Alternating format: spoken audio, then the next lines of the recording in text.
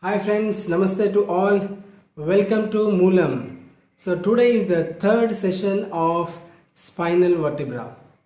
So in the last class, I was talking about C1, C2, C3 and today I am going to explain you about C4, C5, C6 and C7. And after that, I am going to show a few exercises related to your cervical. So let us start with C4. So here is the point. I'll bring this closer to you to explain very clearly. So in the last class I explained about the C1, C2, C3. Now here is the C4. C4 joint connects to nose, mouth, lips, ears, mandibular joint, throat and Eustachian tube. Eustachian tube is connected to the middle ear and it locates behind the nose. So if you have any problem at C4, then you may have problem with constant cold, loss of hearing, chapped lips, cramped lip muscles, adenoids, catarrh. A catarrh is a thick mucus which forms in the nose or throat. Now comes to C5. So this is the 5. And this joint is connected to cervical muscles, throat, neck, vocal cords, pharynx and glands of neck.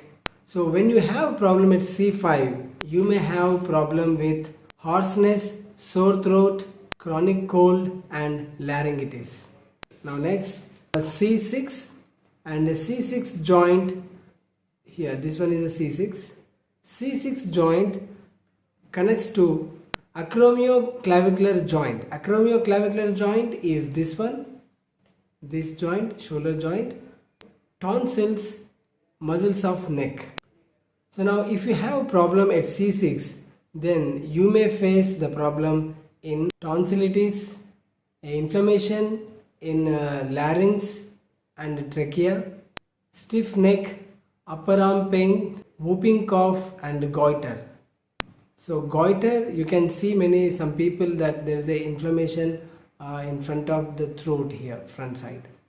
Now the another joint is C7. C7 joint is connected to thyroid gland, elbow and sternoclavicular joint. See here is the sternoclavicular joint. And if you have problem in C7, then you may face diseases in the thyroid gland, colds, bursitis in the shoulder, that means the inflammation here near the shoulder joint or elbow, and people may have a depression and fear. So this is all about complete cervical from C1 to C7. Now when you have problem in cervical joints, then what you need to do? See, these are the symptoms as I explained in last session and now today, that the connected joints will lead to some different issues. So when you have these issues, then you have to think there is something problem in the cervical joint. So now I am going to teach you few exercises which is going to help you a lot.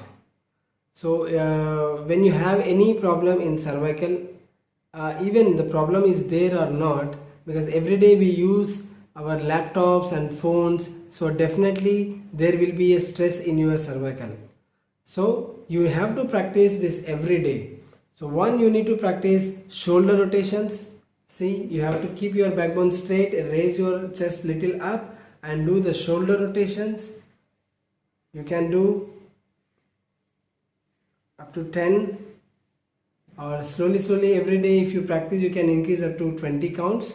And the same rotations you can have to do front side. Okay, yeah, so this is one exercise. And another one is elbow rotations. You see, you have to put your hands on your shoulders, join your elbows, slowly you have to make a big circles from down to up and again reverse. So you need to do clockwise and anti-clockwise. So initially you can practice up to 10 counts and later on you can increase up to 20. Every day you can practice this. So the shoulder exercise and elbow rotations are very important. Now next comes the neck exercise. So neck exercise, I'll show you 3 types of neck exercises. Practice that. Initially you need to start with 5 to 10 counts, and slowly you can go up to 20 counts. And remember that in the vertebra, the cervical is very sensitive area. So you should not do any fast movements or any jerks. Remember, you should not give any jerks and you should not do any fast movements. You have to do very slowly and carefully. Okay, now keep your backbone straight. You can raise your little chest up. Now see, I'll show you 3 exercises of neck. One is up and down. While inhaling, you have to raise your neck. That means you have to concentrate this chin. You have to raise this chin slowly up, very slowly. While exhaling, bring this chin very closer to your chest.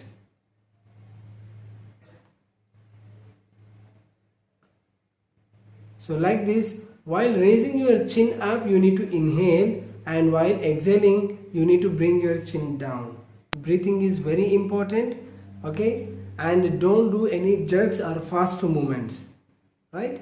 And especially when you have pain. Now the second exercise, first you need to inhale, and while exhaling, turn your head side and try to see back.